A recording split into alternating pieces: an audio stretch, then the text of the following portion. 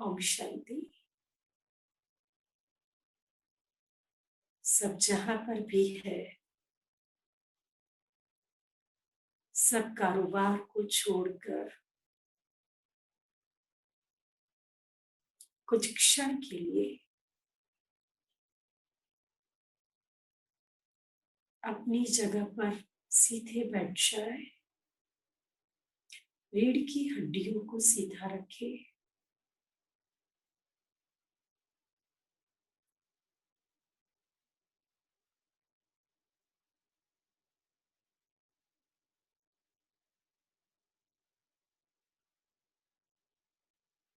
मन बुद्धि को संपूर्णतः एकाग्र कर ले।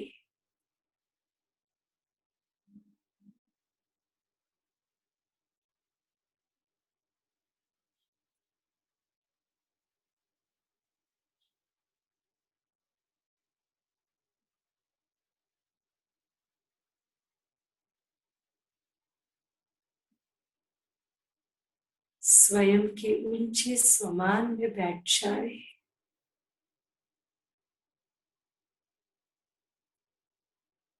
मैं सर्वशक्तिवान की संतान, मास्टर सर्वशक्तिवान हूँ।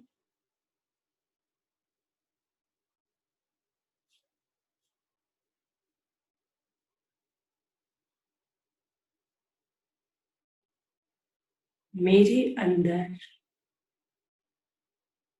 शांति की शक्ति, प्रेम की शक्ति, आनंद की शक्ति है।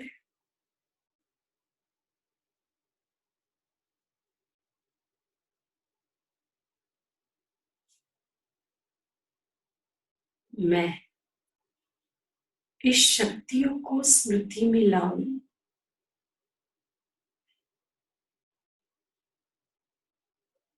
स्मृति में लाकर अपने भीतर इन शक्तियों को महसूस करूं।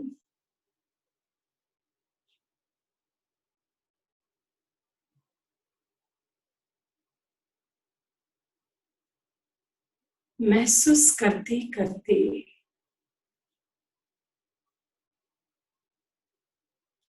मैं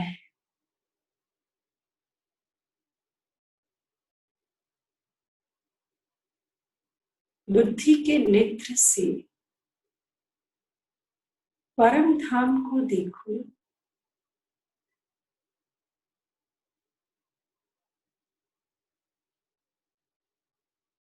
वहां पर ऑलमाइटी परमात्मा,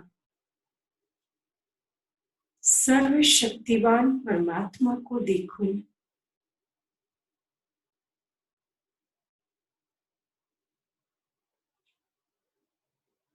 और उनकी किरणों को, शक्तियों को तरंगों के रूप में स्वयं के अंदर भरूं। साथ ही साथ मैं दिल की बात भी करूं।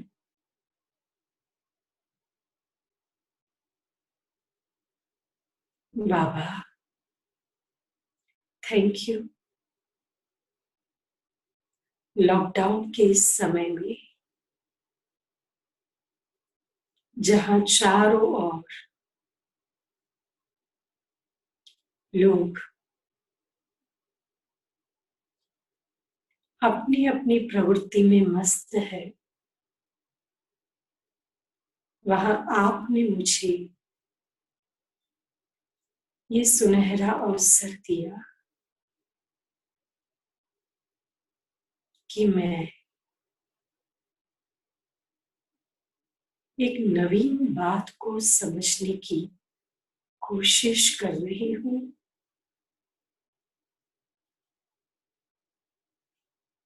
परमात्मा जैसी महान सत्ता अर्थात आपको समझने की, स्वयं के पिता के रूप में स्वीकारने की ईमानदार कोशिश कर रही हूं।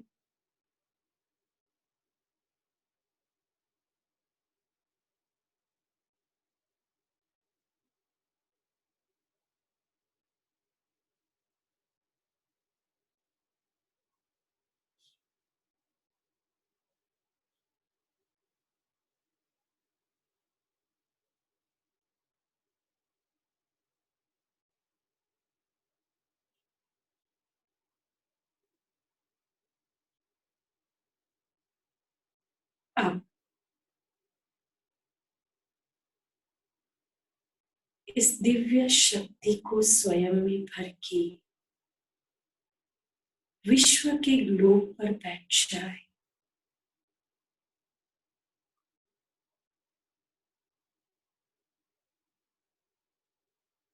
और इस दिव्य तरंग को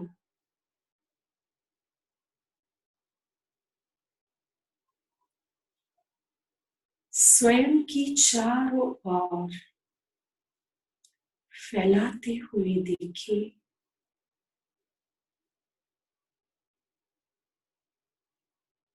आपके चारों ओर से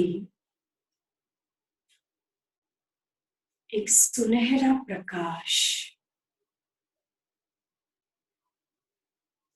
दिव्य शक्ति फैल रही है।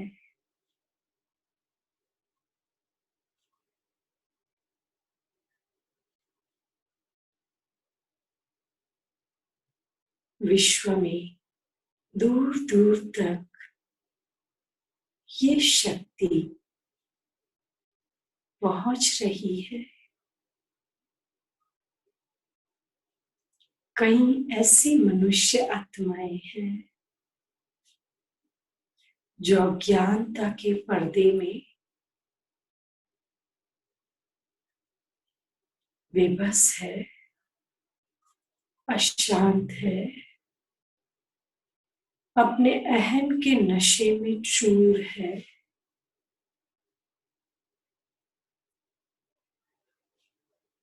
अंदर की शुभ भावना और शुभ कामना से मैं उन आत्माओं तक ये दिव्य तरंगे फैलाऊं।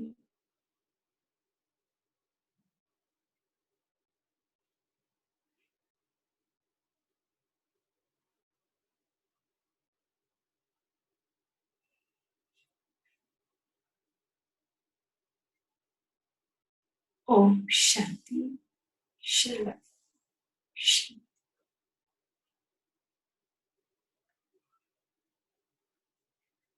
कोशिश कीजिए 5-5 मिनट, 3-3 मिनट, कभी 10 मिनट, कभी 15 मिनट अपने को ऐसे बिठाने की। मैं यहाँ पे देख रही थी मेडिटेशन कराते कराते कुछ कुछ लोग 5 मिनट भी सीधे नहीं बैठ पा रहे थे, हिलते जा रहे थे, हिलते जा रहे थे। मतलब हमारी कर्मेंद्रियां ही हमारे कंट्रोल में नहीं है। जहां मेरी कर्मेंद्रियां मेरे नियंत्रण में नहीं है, मैं कैसे किसी से कहूं कि वो मेरे से अच्छे व्यवहार करे, मेरे को समझे, मुझसे प्यार से बातें करे। जहां मेरे कर्मचारी ही मेरे कंट्रोल में नहीं, तो मैं दूसरों से कैसे एक्सपेक्ट करूं। अगर मैं इंडिविजुअली बात करूं एक एक से, तो हर कोई कहेगा दीदी वैसे तो सब ठीक है, लेकिन सो एंड सो है ना, इसकी वजह से ऐसा है। मैं ऐसा करती हूँ लेकिन सो एंड सो है ना, कहीं ना कहीं हम ब्लेम दूसरों पर डालते हैं कि नहीं, है ना। हाँ? तो इसीलिए हम एक ईमानदार पुरुषार्थ करें, स्वयं की कर्मेंद्रियों को बहुत स्थिर रखें। फिर कुछ लोग क्या करेंगे, कल मेडिटेशन के टाइम वीडियो ऑफ कर देंगे, दीदी देखेगी तो फिर बोलेगी। हाँ? ऐसे मत करना। मैं किसी का नाम नहीं ले रही हूँ, ये जस्ट मैंने चेक किया कि हम 5-10 मिनट भी बहुत सीधे नहीं बैठ पाते हैं। तो सोचिए हम किसी पर कैसे नियंत्रण ला सकते। करते हैं। इसीलिए राजयोग का मतलब ही होता है स्वयं की कर्मेंद्रियों पर नियंत्रण।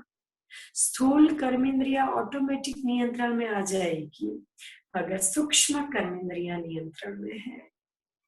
सूक्ष्म कर्मेंद्रियों पर, सटल सेंसेस पर अगर मेरा कंट्रोल है तो बाकी सब ऑटोमेटिकली क्या होगा, ठीक होता जाएगा। तो मुझे क्या करना है, मेरी सटल कर्मेंद्रियों को नियंत्रण में रखना है। कर सकते हैं ना, इतना कर सकते हैं ना। अच्छा, अभी कल की मुरली को थोड़ी रिवाइज करेंगे, फिर आगे बढ़ेंगे। कल की मुरली में भी हमने कुछ कुछ शब्दों को समझा था और कल हमने पूरी मुरली की फॉर्मेट को समझा था। हमारी क्लास में ऐसे कोई है जिसने कल सेशन अटेंड नहीं किया था? कृपया हाथ उठा के या फिर मैसेज द्वारा मेरे को जवाब दी। एक जन है और खाली एक जन ही है जिसने कल सेशन अटेंड नहीं किया, बाकी सब कल थे। अच्छा, इधर भी बैठे हैं, खुद की नियमितता के लिए खुद को शाबाशी दीजिए। हाँ, किसी ने कहा हाफ छूट गया था, बहुत अच्छा, मुझे आप लोगों की ट्रांसपेरेंसी बहुत पसंद है। बहुत अच्छा। तो कल की बातों को हम थोड़ा रिवाइज कर लेते हैं। कल हमने पूरी मुरली की फॉर्मेट को समझा था और मुरली के कुछ वर्ड्स को समझा था। तो वर्ड्स में हमने समझा था पतित पना क्या है और पतित से कैसे पावन बनते हैं।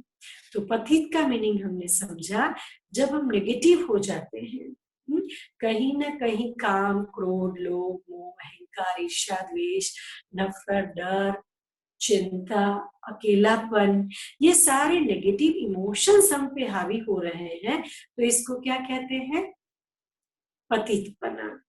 क्या कहते हैं इसको, पतितपना कहते हैं। तो पतित से पावन बनाने भगवान आते हैं, शिव बाबा हमको पावन बनाते हैं। तो पावन का मतलब भी कल हमने समझा था ना, पावन का मतलब होता है शांत, शुद्ध, शीतल, सोबर, उमंगी, उत्साही, जिम्मेदार, पॉजिटिव, हिम्मत वाले, शक्तिशाली। ऐसे कई बार कोई कहते हैं दीदी शांति शांति करते हो, डल तो नहीं हो जाएंगे? याद रखिए, शांति का मतलब डल नहीं होता है। शांति का मतलब होता है मन की स्थिर अवस्था, मन को स्थिर करके आगे बढ़ना। तो पतित से पावन, और पतित के अलग अलग शब्द हमने कल समझे थे। पतित को तमो प्रधान भी कहा जाता है, विकारी भी कहा जाता है, फिर इसको हम माया भी कहते हैं, इसको ही हम फिर विश्वस भी कहते हैं, और उसके ऑपोजिट पावन, सतो प्रधान, शुद्ध, रावण की जगह हम राम कहते हैं। तो ये सारे कंपेरेटिव वर्ड्स हैं। पतित से पावन, तमो प्रधान से सतो प्रधान, विकारी से निर्विकारी, भगवान आकर ये काम करते हैं। और ये सारे शब्द मुरली में अलग अलग रूप से आएंगे।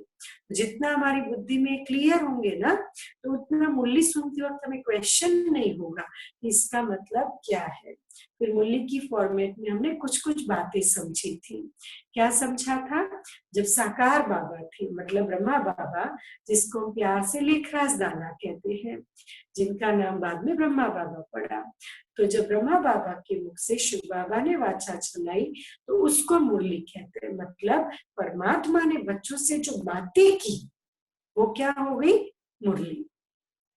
तो जब 1969 में ब्रह्मा बाबा ने शरीर छोड़ा और फिर जब दादी प्रकाशमणि जी के सिर पे एक जिम्मेदारी का ताज आया इंस्टीट्यूट के सारे कारोबार का, और उस वक्त जो फिर भाई बहने आने लगे, वो फिर गृहस्थी ज्यादा आने लगे, व्यस्त शेड्यूल से आने लगे, बच्चे वाले आने लगे, तब फिर दादी ने कहा कि मुरली में रस पैदा करने के लिए और मुरली को थोड़ा शॉर्ट करने के लिए फिर दादी जी ने मुरली की फॉर्मेट डिजाइन करवाई।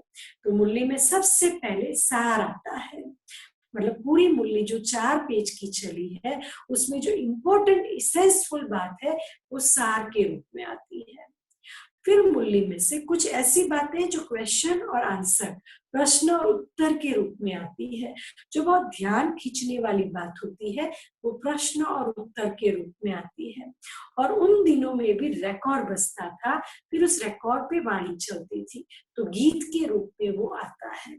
फिर 4 पेज की वाणी चलती है और उस 4 पेज में 4 विषय को पढ़ाया जाता है। मैं उस 4 विषय के बारे में आज स्पष्टीकरण करूंगी, लेकिन उसके पहले हम समझ लेते हैं उस 4 विषय को पढ़ाने के बाद याद प्यार दिया जाता है। और याद है ना, कल आप सबने भी याद प्यार दिया था। और उसके बाद फिर पूरी मुरली में से कुछ कुछ बातें ऐसी हैं जो जीवन में उतारनी चाहिए, उसको हम कहते हैं धारणा के लिए मुख्य सार। पूरी मुरली पढ़ने का टाइम नहीं है, कभी पूरी मुरली नहीं समझ में आती है या नहीं सुनना समझ में आता, या 4 पेज याद भी तो नहीं रहता है ना, ऐसा भी तो होता है ना। तो फिर हमारा क्या ड्यूटी बनता है, तो फिर हम क्या करें, प्रश्न सार, धारणा सार, उत्तर, ये सब पढ़ लेते हैं। तो फिर बुद्धि में वो ज्ञान क्लियर होने लगता है। और फिर आता है वरदान। भगवान क्या सुनाते हैं, वरदान सुनाते हैं। और वरदान का मतलब फिर क्लियर करते हैं कि वरदान क्या देते हैं। और फिर स्लोगन, आज का विचार जिसको हम कहते हैं। तो ये है मुरली की फॉर्मेट। अब आज हम सीखते हैं 4 विषय कौन से पढ़ाते हैं भगवान जी। तो वैसे भी संस्था का पूरा नाम प्रजापिता ब्रह्मा कुमारी ईश्वरीय विश्वविद्यालय है। तो हम सब कौन है, विश्वविद्यालय के स्टूडेंट। तो कल के लिए आपका स्वमान है, मैं गॉडली स्टूडेंट हूँ। स्वमान का मतलब होता है होमवर्क, स्व मतलब आत्मा। भगवान ने आत्मा को जो अलग अलग मान दिया है उसको क्या कहते हैं, स्वमान। तो आप सबको कल ये लिखना है, आज से कल तक, मैं गॉडली स्टूडेंट हूँ, मैं ईश्वरीय विद्यार्थी हूँ ईश्वरीय विद्यार्थी छू। आई एम गॉडली स्टूडेंट, मैं गॉडली स्टूडेंट हूँ, मैं ईश्वरीय विद्यार्थी हूँ ईश्वरीय विद्यार्थी छू। तो इस होमवर्क को हमें क्या करना है, पक्का करना है। अब विद्यालय के अंदर हमें 4 विषय पढ़ाए जाते हैं। और ये विषय क्यों पढ़ाए जाते हैं, क्योंकि इस विश्वविद्यालय में हमको एक लक्ष्य दिया जाता है। जिस तरह अगर मैं एमबीबीएस की स्टूडेंट हूँ तो इट्स मतलब फिक्स है कि मुझे डॉक्टर बनना है, राइट। लेकिन अगर डॉक्टर बनना है तो मैं 10th के बाद क्या लूंगी, साइंस लूंगी। उसमें भी मैं क्या लूंगी, बायोलॉजी लूंगी। देन ओनली फिर ही मैं डॉक्टरी के अंदर एंट्री ले सकती हूँ। तो मेरी बुद्धि में कैसा क्लियर कंसेप्ट है, अगर डॉक्टर बनना है तो 10th के बाद बायोलॉजी पसंद करना है और फिर उसके बाद ये एग्जाम देनी है और इसमें एडमिशन लेना है। और अगर मुझे फिर इंजीनियरिंग में जाना है तो अगेन मुझे क्या करना पड़ेगा, साइंस लेना पड़ेगा, लेकिन उसमें मैथ्स में जाना होगा। तो मैं फिर ये फैकल्टी में जाऊंगी। लेकिन अगर मुझे सीए या सीएस करना है तो मुझे कॉमर्स लेना पड़ेगा। और मुझे जर्नलिज्म ज्वाइन करना है और मेरी लैंग्वेज में अच्छी कमांड है तो मुझे आर्ट्स। तो बुद्धि में कैसे क्लियर कैरियर कंसेप्ट है। सेम वे यहाँ पर भी हमारी एक स्पिरिचुअल कैरियर है। हम यहाँ पर आते हैं, स्टूडेंट बनते हैं, तो हमें एक ऑब्जेक्ट दिया जाता है, एक बहुत ऊंचा लक्ष्य दिया जाता है। और उस लक्ष्य को कहा जाता है, नर तू ऐसी करनी कर जो तू नारायण बने, नारी तू ऐसी करनी कर जो तू श्री लक्ष्मी बने। बहुत सादी भाषा में कहूं तो हमें देवी देवता बनने का लक्ष्य दिया जाता है, डिवाइन बनाया जाता है। और दिया नहीं जाता, लेकिन हम बनते जाते हैं। जितनी जितनी ये प्रैक्टिस करते हैं हम डिवाइन होते जाते हैं। मैंने आप में से कईयों को कहा था वेरी फर्स्ट डे या सेकंड डे, आज आप अपनी सेल्फी निकालना और सिंसियरली होमवर्क करना और इस सेशन के बाद अपनी सेल्फी निकालना। आपको अपने चेहरे में बदलाव दिखेगा, आपको अंदर अंदर एक खुशी मिलेगी। क्योंकि जीवन का लक्ष्य क्या है वो नहीं मालूम है, हमें हमारे रोल का लक्ष्य क्या है वो मालूम है, हमें हमारे कर्म का लक्ष्य मालूम है। उदाहरण के तौर पर जब हम पैदा होते ही थोड़े समझदार होते हैं तो माँ बाप हमको एक लक्ष्य देते हैं, बैठना सीखें, है ना, और बैठना सीखते हैं।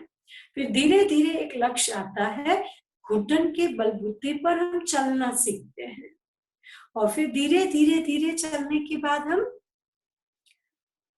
साइकिलिंग कराते हैं, सपोर्ट से चलाते हैं। तो लक्ष्य चेंज हुआ ना, बैठना आ गया, बैठने के बाद खड़ा रहना आ गया, खड़ा रहने के बाद सपोर्ट से चलना आया। अब थोड़े बड़े होते हैं, अब हमारा लक्ष्य होता है मैं अच्छे से अच्छी गेम कंप्लीट करूं। फिर बड़े होते हैं, फिर पढ़ाई स्कूल में जाते हैं, तो अब स्कूल में स्टेबल बनूं, फिर मार्क्स अच्छे लाऊं, फिर थोड़े थोड़े बड़े होते हैं कैरियर सेटल करूं, फिर लक्ष्य चेंज हो जाता है शादी करूं, फिर लक्ष्य चेंज होता है बच्चा लाऊं और पैसा कमाऊं, बच्चा लाने के बाद फिर लक्ष्य चेंज हो जाता है। तो ये जो भी लक्ष्य है वो मेरे किरदार के लक्ष्य है। क्लैरिटी मिल रही है? ये हमको जो रोल मिला है, जो अभिनय मिला है, वही लक्ष्य है। लेकिन हमने क्या किया, संपूर्णतः इमोशनल इन्वॉल्वमेंट, संपूर्णतः मेरा हर क्षण समय इस लक्ष्य की डेडिकेट कर दिया। और परिणामतः क्या हुआ, कई बार जीवन के अंतिम पड़ाव में या बीच बीच में हमें ये फीलिंग आती है कि मैंने सबके लिए सब कुछ किया लेकिन खुद के लिए कुछ नहीं किया। आती है ऐसी फीलिंग? आती है ऐसी फीलिंग? कई बार लगता है जो वास्तव में जीवन में करना चाहिए था वो नहीं किया। तो अब परमात्मा सुप्रीम टीचर ने हमें लक्ष्य दिया, तुम देवता जैसा बनो, मतलब डिवाइन बनो, स्वभाव में, दृष्टि में, वृत्ति में देवताई क्वालिटीज को लाओ, जिसको आध्यात्मिक भाषा में कहा, मीठे बच्चे तुमको लक्ष्मी नारायण बनना है। क्या कहा? मीठे बच्चे तुमको लक्ष्मी नारायण जैसा बनना है। तो मुरली के अंदर ये दो शब्द बार बार सुनोगे, तुम्हारा एम ऑब्जेक्ट क्या है? लक्ष्मी नारायण जैसा बनना। तो लक्ष्मी नारायण फर्स्ट एम है। बाकी इसका मीनिंग क्या होता है? डिवाइन क्वालिटीज, दैवी गुणों को धारण करना। समझ में आई बात? दैवी गुणों को जीवन में उतारना, तो ये है लक्ष्य। फिर उसके बाद विषय। अब लक्ष्य दे दिया, पढ़ना तो पड़ेगा ना, तो सिलेबस दिया। तो इस सिलेबस को मोटे रूप में मैंने अगले सेशन में बताया है। आज हम थोड़ा इसकी गहराई में जाएंगे। विषय दिया ज्ञान, समझ। जैसे ही हम आए हमको ज्ञान दिया। योग, योग के अंदर हमें स्वयं की पहचान दी, स्वयं के पिता की पहचान दी। और फिर जैसे ही हम बुद्धि का योग परमात्मा से लगाते हैं, बुद्धि में उनकी बातों को धारण करते हैं, जीवन में इन बातों को उतारते जाते हैं, धीरे धीरे धीरे हमारे जीवन में ट्रांसफॉर्मेशन आता है, जिसको कहते हैं योग का प्रयोग। सपोज मुझे लगता है मेरा क्रोध का संस्कार कड़ा है, अब मैं 11 दिन 21 दिन ऐसे योग के अलग अलग प्रयोग करती हूँ। एक जगह पर बैठकर 15 मिनट, आधा घंटा, कोई एक बात के लिए हम योग करते हैं। तो उस योग को विज्ञान कहा जाता है, साइंस कहा जाता है, क्योंकि साइंस के अंदर भी क्या होता है? एक्सपेरिमेंट, प्रयोग होता है। तो मेडिटेशन के अंदर भी क्या होता है? एक्सपेरिमेंट करते जाते हैं। तो योग का विषय सिखाते हैं, और योग के विषय में माहिर बनने के लिए ज्ञान का विषय बहुत क्लियर कराते हैं। तो हमने जो 10-12 दिन में जो भी पढ़ाई पढ़ी, कर्म के रिलेटेड, कार्मिक काम के रिलेटेड, धर्म की डेप्थ के बारे में, काल चक्र की समझ के बारे में, हमारे 84 जन्मों के बारे में, ये सब क्या है? ज्ञान की क्लैरिटी। तो जितना जितना बुद्धि के अंदर ज्ञान स्पष्ट होता है, समझ स्पष्ट होती है, तो फिर योग लगना आसान हो जाता है। क्योंकि जहां समस्या है वहां एकाग्रता नहीं, समस्या का समाधान है, वही ध्यान संभवित है। अगर कोई बात से मेरा मन बहुत विचलित है, मेरा योग नहीं लग सकता है। मैं एकाग्र नहीं हो सकती हूँ।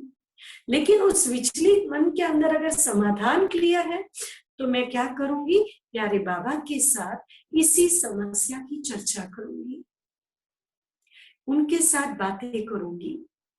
बाबा ऐसा है, बाबा ऐसा है। तो जब बातें करते हैं तब हमको क्या करना है, योग के विषय में, इस दुनिया से ऊपर एक एंजेलिक दुनिया है जिसको सूक्ष्म वतन कहते हैं, वह ब्रह्मा बाबा को देखे और फिर उनके साथ शिव बाबा को फील करते हुए सारी दिल की बातें सुनाए। चाहे बिजनेस रिलेटेड बातें हैं, चाहे बच्चों की बातें हैं, चाहे स्वयं की स्वास्थ्य की बातें हैं, चाहे संबंधों में खटरात की बातें हैं, चाहे कोई प्राप्ति की बातें हैं। बहुत सारी बातें होती है ना करने के लिए। तो हम वो दिल की मुलाकात उस दिलरुबा से करें। इसके लिए हमारे पास बहुत एक सुंदर गीत है, दिल की तवाक से कलम लिखता हूँ, बाबा तुझे एक खत लिखता हूँ। आज मैं दीपेन भाई को बोलूंगी ये गीत बजाएंगे आप में। हाँ, दिल की तवाक में कलम डिबोकर बाबा तुझे एक खत लिखता हूँ। तो आज आप सबको एक होमवर्क देती हूँ मैं, दिल की तवाक में कलम डिबोकर एक खत लिखना, लेटर लिखना, और उस लेटर के अंदर आपके मन में जो है वो लिखना। प्यार अगर आता है प्यार लिखना, कंप्लेन आती है कंप्लेन लिखना, जो भी आपके मन में फीलिंग्स है उसको आप लिखना।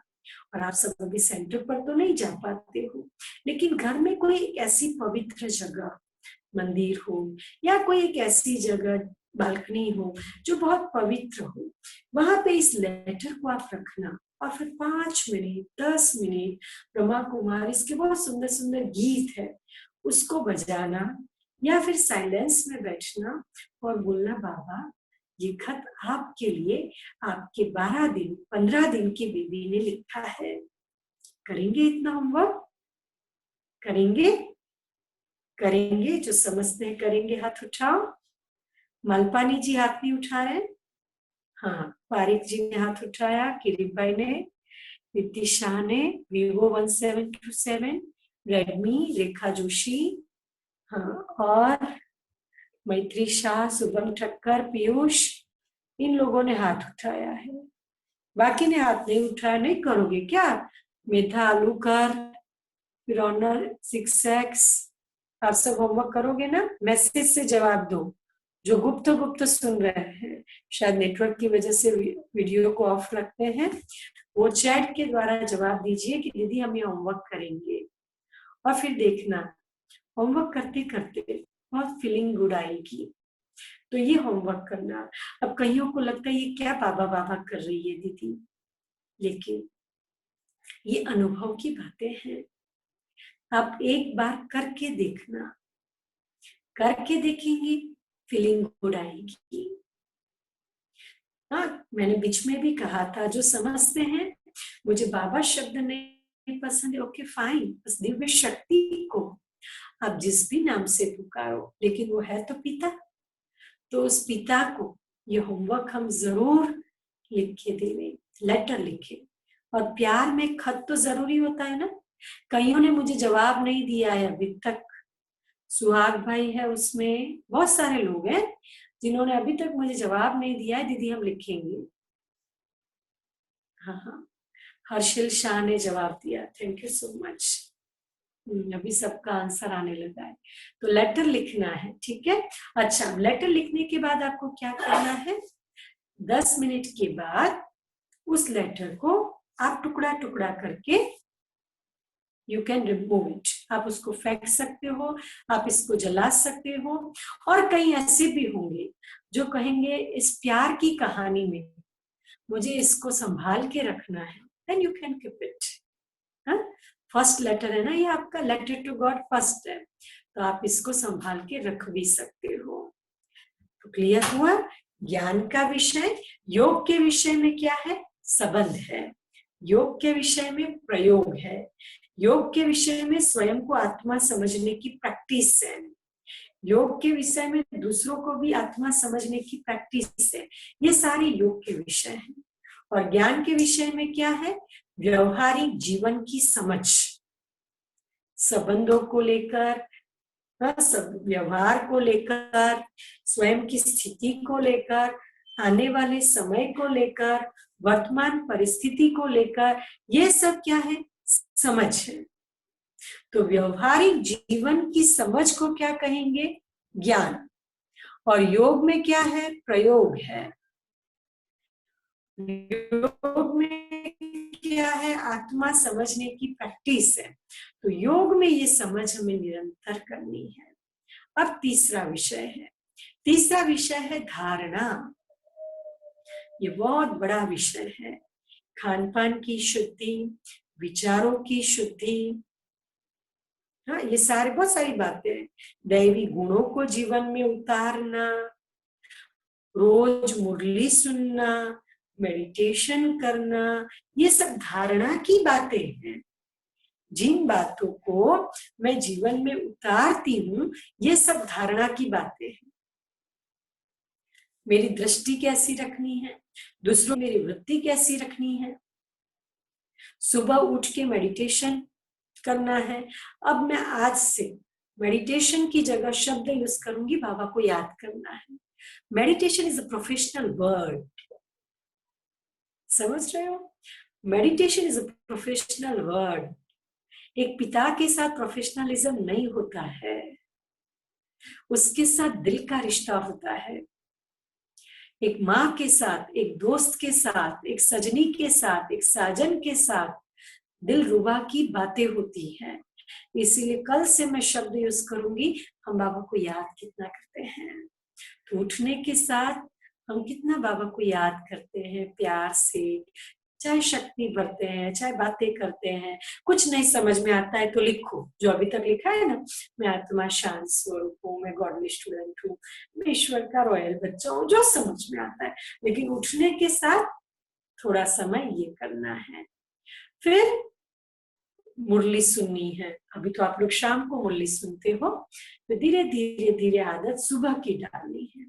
जिस तरह बहुत लंबा ब्रेक हो जाता है सोने के बाद, तो ब्रेक फास्ट, फास्ट को क्या करो? ब्रेक करो। और शरीर में हम क्या करते हैं? भोजन देते हैं।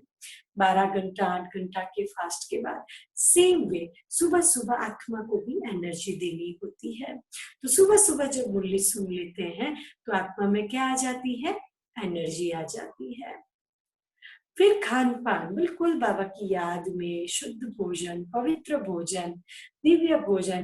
भले हंसते खेलते अच्छी बातें करते करते खाओ आप, क्योंकि कई फैमिली ऐसे हैं जो सिर्फ डाइनिंग पे मिलते हैं, बाकी सब अपने अपने कमरे में रहते हैं, हाँ, या सब अपने अपने कारोबार में, है ना, होता है ना ऐसा। कई फैमिली में सिर्फ डाइनिंग पर सब मिलते हैं, तो कोई अर्जा नहीं। या तो आप खाते खाते मौन रहो, या तो आप अच्छी अच्छी बातें करके खाओ। लेकिन मैं नम्र रिक्वेस्ट करती हूँ आप सबसे, खाने के वक्त प्लीज प्लीज प्लीज मोबाइल को फ्लाइट मोड पे या साइलेंट पे रख दीजिए। एक 10 minute, that time is for you and for your family. ये अपना और आपके परिवार का समय है, साथ ही साथ उस पिता के साथ मिलन मुलाकात का है। कई ऐसे भी बैठे होंगे जिनमें घर में इतना बातचीत करना कोई पसंद नहीं करता है, बस अपनी मस्ती में रहते हैं, तो खाने के वक्त भी बिल्कुल चुप चुप रहते, कोई अर्जा नहीं। अब बाबा के साथ खाना खाओ, बाबा एक गिट्टी आप खाओ, एक गिट्टी मैं खाती हूँ, बाबा आपको तो शरीर है नहीं, आप तो खाओगे नहीं, ठीक है बाबा आप इसमें वाइब्रेशन डालो, मैं खा लेती हूँ। ऐसी मीठी मीठी चिट चैट करते करते खाओ। फिर देखो उस भोजन में भी रस आ जाएगा, उस भोजन में भी आनंद आएगा, और एकदम अपनापन जुड़ जाएगा। और फिर दिल गाएगा, सचमुच आज तक मैं कहाँ थी, ब्रह्मा कुमारी को किस रूप में देख रही थी, ये तो मेरे पिता की, मेरे दिल रुबा की बातें थी। और फिर अंदर अंदर अंदर वो एक क्लैरिटी खुलती जाएगी, जिसको बाबा कहते हैं बच्चे बुद्धि के कपाट खुल जाते हैं, वो कपाट खुलते जाएंगे। तो ये सब धारणा की बातें हैं। कम बोलना, प्यार से बोलना, धीरे से बोलना, और अगर गलती से भी हमने कभी आवेश में आके बोल भी दिया है तो फिर सॉरी फील करना। इसके लिए मैं आपको एक यहाँ पे साकार बाबा के जीवन का एक एग्जाम्पल अटैच करना चाहूंगी कि जब बाबा साकार में थे और तब बाबा की जो धर्म पत्नी थी जशोदा जी, उनकी स्टेप मदर थी। तो एक बार क्या हुआ कि उनकी मदर बाबा के यहाँ आई थी अपने लौकिक घर में, मतलब बेटी के लौकिक घर में आई थी। तब शिव बाबा की प्रवेशता नहीं हुई थी, तब दादा अपने लौकिक जीवन में थे, मतलब जवेरी का बिजनेस करते थे और अपने लौकिक जीवन में थे। लेकिन किस तरह वो एक एक बात में एक्यूरेट थे, वो बात बताने के लिए मैं आपको रेफरेंस बता रही हूँ। तो एक बार बाबा ने अंदर जाके अपनी धर्म पत्नी से कहा, जशोदा तुम्हारी स्टेप मदर आई है, जसोदा तुम्हारी स्टेप मदर आई है। अब जशोदा जी अपनी माँ से मिले, उनकी माँ चली भी गई मिलने के बाद। फिर रात को भोजन के वक्त बाबा आए और फिर उनकी बहू ने एज यूजुअल बोला, दादा भोजन तैयार है आपके लिए, ले आए? तो बोला आज हम भोजन नहीं करेंगे। बोला क्यों, क्या बात है? तो बोला आज मैंने जसोदा की मदर को स्टेप मदर कहा और उनके दिल को दुख हुआ है, ये मैं फील कर पा रहा हूँ। तो बोला दादा ऐसा कुछ भी नहीं है, भोजन तो कर लो, बाद में हो जाएगा ठीक, उनको तो ये बात याद भी नहीं होगी। तो बोला नहीं मुझे पता है, मैं उनके वाइब्रेशन को कैच कर पा रहा हूँ। तो बोला ठीक है दूध तो पी लो। तो बोला आज कुछ नहीं, मेरे मुख से मेरे जबान से ऐसे शब्द निकले क्यों जो किसी के दिल को इतना दुख हुआ। और इस बात को दादा ने बहुत स्ट्रिक्ट लिया, इस बात को बहुत ही सिंसियरली लिया। और जसोदा जी सुनाती है, दूसरे दिन उठने के साथ सीधा गाड़ी लेके वो मेरे को लेके मेरे मायके चले, अर्थात उनके ससुराल चले। और उनको देखकर सबको बड़ा अचंबा लगा कि अचानक सुबह सुबह सब बड़े खुश हो गए, क्योंकि जल्दी जाते नहीं थे दादा इस तरह, और बहुत हैप्पी हैप्पी। और फिर दादा ने कहा कि मैं आपसे माफी मांगने आया हूँ। तो बोला किस चीज की माफी? तो बोला कल मैंने कहा ना आपको स्टेप मदर, तो आपको ये बात अच्छी नहीं लगी थी।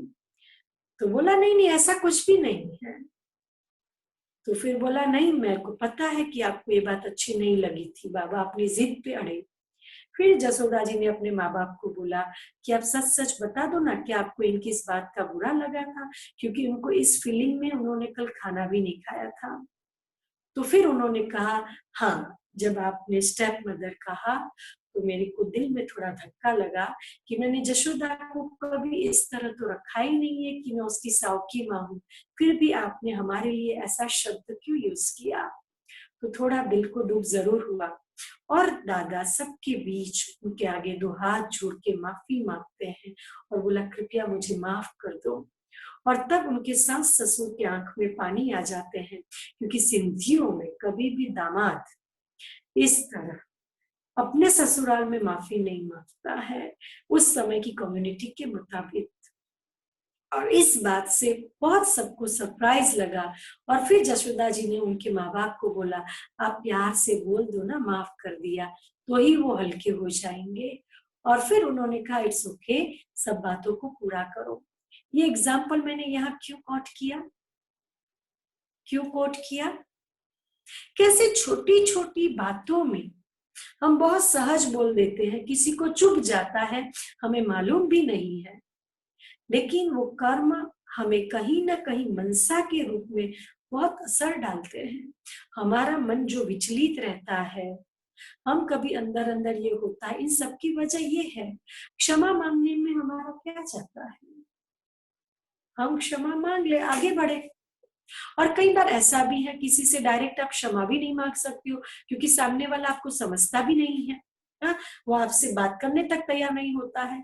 तो मैं आपको दूसरा तरीका बताती हूँ धारणा की दूसरी बात। हमको क्या करना है, बहुत सबके हमारे पास सूक्ष्म शरीर है, जो अपनी बुद्धि से सब जगह जाते हैं, जिसको अंतवाहक शरीर बोलते हैं। तो अब हमें क्या करना है कि सूक्ष्म वतन में जाना है, उस आत्मा को भी सूक्ष्म शरीर में वहां देखना है, जिनके आगे मुझे क्षमा मांगनी है, और फिर मैं भी वहां जाऊं, मतलब उनको भी इमर्ज करूं और मैं दिल से कहूं प्लीज सॉरी फॉरगिव मी, मुझे क्षमा कर दो, मेरे से गलती हो गई, मुझे क्षमा कर दो। और बहुत दिल से पश्चाताप के साथ सॉरी बोल देना है। और फिर तुरंत दूसरा सेंटेंस, आप बहुत महान हैं, आप बहुत चरित्रवान हैं, आप भगवान के बहुत सिके लगे बच्चे हैं और आपको बहुत एनर्जी मिल रही है। ऐसे ऊंचे विचारों के साथ हमें क्या करना है, ऐसे ऊंचे विचारों के साथ हमें उनसे क्षमा मांग लेनी है। और फिर देखो धीरे धीरे वो ठीक हो जाएगा। ये छोटी छोटी बातें हैं धारणा की, और ये विषय बहुत गहरा है, लेकिन जैसे जैसे आप मुरली सुनते जाओगे आपको धीरे धीरे धारणा का विषय क्लियर होता जाएगा।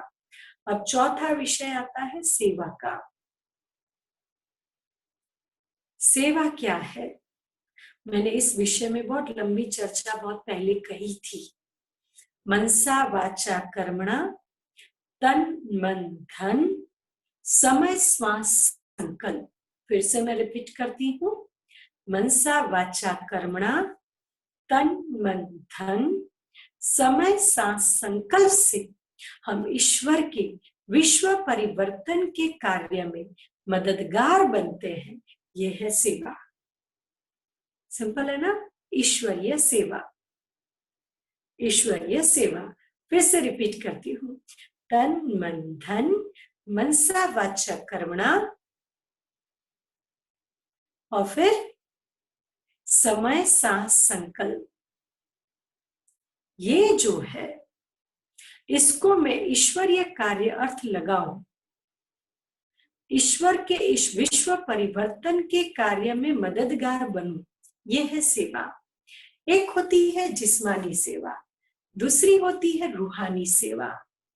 जिस्मानी सेवा अभी बहुत सारी एनजीओस कर रही है, किसी को फूड पैकेट्स बांटना, हॉस्पिटल में पंखे लगवाना, किसी को मेडिसिन देना, किसी को पढ़ाई के लिए पैसे देना, किसी को राशन भर के देना, ये सब क्या है? जिस्मानी सेवा। मतलब इस लोक में इस शरीर के लिए जो मदद करते हैं हम, वो सब क्या हो गया? जिस्मानी सेवा। क्लियर हुई ये बात? समझ में आया ना? ये है जिस्मानी सेवा। अब है रूहानी सेवा। रूहानी मतलब रूह, किसी में हिम्मत भरना, किसी को शांति का दान देना, परमात्मा का सत्य परिचय देकर परमात्मा के साथ उसकी बुद्धि को जोड़ना, परमात्मा के साथ उसके संबंध को जुड़वाना, किसी आत्मा को अंदर ही अंदर प्यार की अनुभूति कराना, ये सब रूहानी सेवा है जो रूह से कनेक्टेड है। परमात्मा हम बच्चों को रूहानी सेवाधारी बनाते हैं। जिस्मानी सेवा तो द्वापर युग से करते आए ना। पुण्य कर्म क्या है? जिस्मानी सेवा ही तो हुई ना। मंदिर बांधा, कितनों ने उसमें पुण्य कमाया, कितनों ने वहां दर्शन पाए, स्कूल बंधवाए, कितनों ने वहां शिक्षा पाई, कईयों को किताबें बांटी। तो जिस्मानी सेवा भी करनी है, वो पुण्य कर्म है। लेकिन रूहानी सेवा पूरे काल चक्र में सिर्फ संगम युग पर हम करते हैं। मतलब वर्तमान समय में हम रूहानी सेवा करते हैं। तो ये रूहानी सेवा है। तो क्लैरिटी मिली इस विषय की कंप्लीट। ज्ञान, योग, धारणा, सेवा, 4 विषय। साथ ही साथ हमारा लक्ष्य क्या है? लक्ष्मी नारायण। ये 5 बातों को आज हम याद रखेंगे और इससे रिलेटेड ही अभी हम मेडिटेशन करेंगे। उस पिता के साथ, उस सुप्रीम टीचर के साथ इन 4 विषय को हम रोज रोज पढ़ेंगे। ये है उस सुप्रीम टीचर की पढ़ाई मुरली के रूप में। एक और ये मुरली उस पिता का मुझ बच्चे को शिक्षा पत्र है। एक और ये मुरली उस पिता की मुझ बच्चे के साथ बातचीत है। एक और ये मुरली उस साजन की सजनी को लिखा हुआ लव लेटर है, जिसको कहते हैं उस माशूक की हम आशिक के प्रति अपनी फीलिंग्स है। तो एक और सुप्रीम टीचर की गॉडली स्टूडेंट को मिली हुई टीचिंग है। तो ये है बाबा की मुरली। हम मुरली को धीरे धीरे धीरे धीरे समझते जाएंगे, फिर एक दिन ऐसा आएगा आप एक भी दिन मुरली के बगैर नहीं रहेंगे। चाहे व्हाट्सएप पे पढ़ लेंगे, चाहे यूट्यूब में सुन लेंगे, और जब सेंटर खुल जाएगा तो बाबा के घर में चले जाएंगे, है ना? ठीक है, तो अभी ऐसा मेडिटेशन करते हैं। बिल्कुल सीधे बैठेंगे सभी।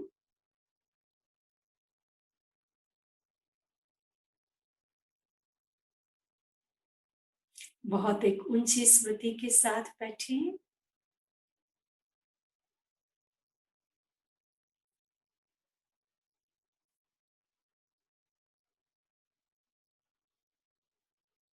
मैं गॉडली स्टूडेंट हूँ।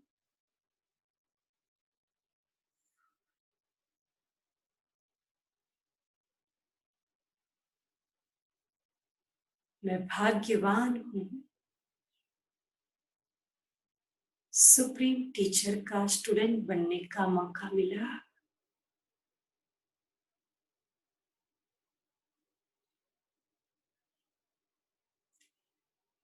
और सुप्रीम टीचर ने मुझे मेरे जीवन का लक्ष्य बताया।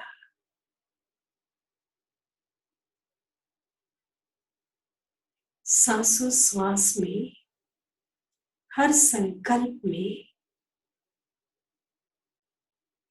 हर वृत्ति में दिव्यता को भर के देवता जैसा बनना है।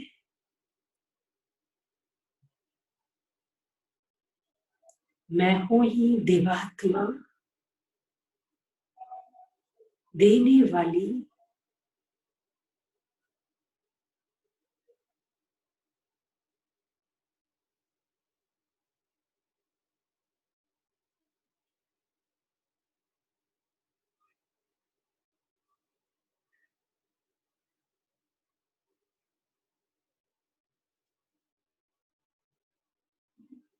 ये टीचर मुझे 4 विषय पढ़ाते हैं। पहला विषय ज्ञान। ज्ञान से मेरी दिव्य बुद्धि बनती है। बुद्धि का तीसरा नेत्र खुलता है। ज्ञान के प्रकाश से व्यवहारिक जीवन की कई सारी बातें स्पष्ट हो रही है।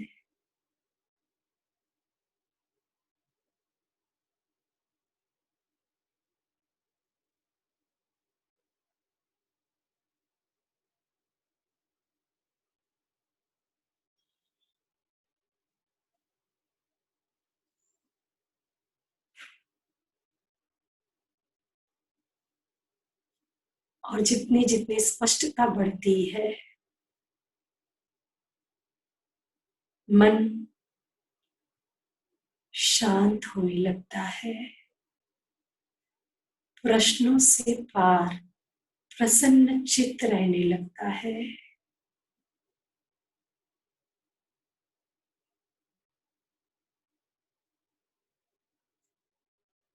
दूसरा विषय योग।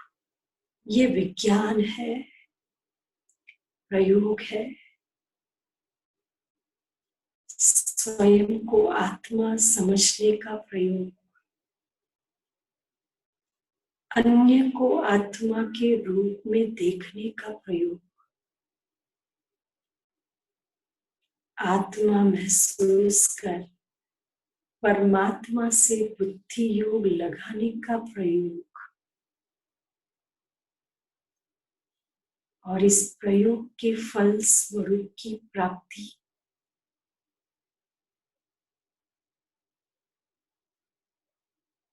और ये प्राप्ति है खुशी, संतुष्टता, संपन्नता,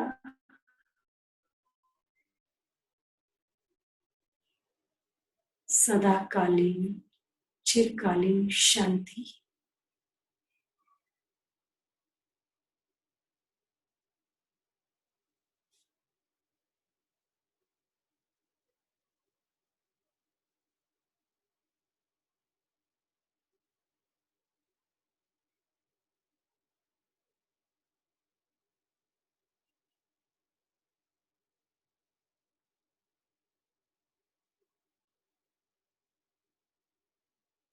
तीसरा विषय धारणा,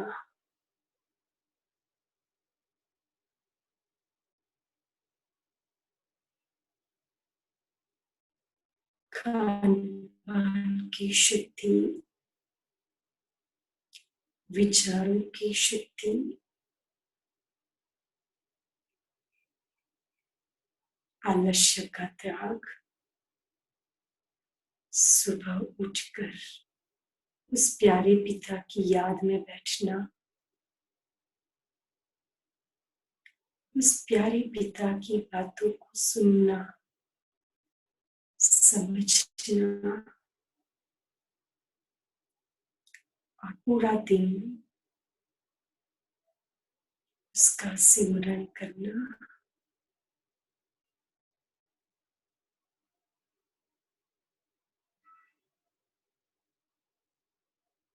चौथा विषय है सेवा।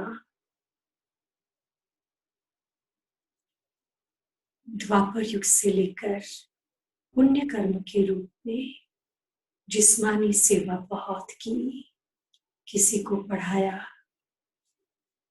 किसी को ओढ़ने के लिए दिया, पहनने के लिए दिया, खाने के लिए दिया, संभवित तौर पर हो सकी उतनी मदद की। अब मौका है रूहानी सेवा का, स्वयं को सशक्त कर अन्य को सशक्त बनाने का।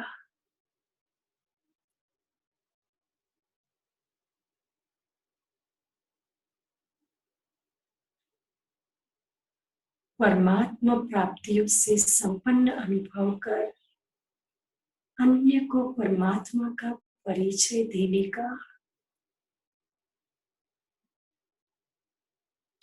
ये है रूहानी सेवा।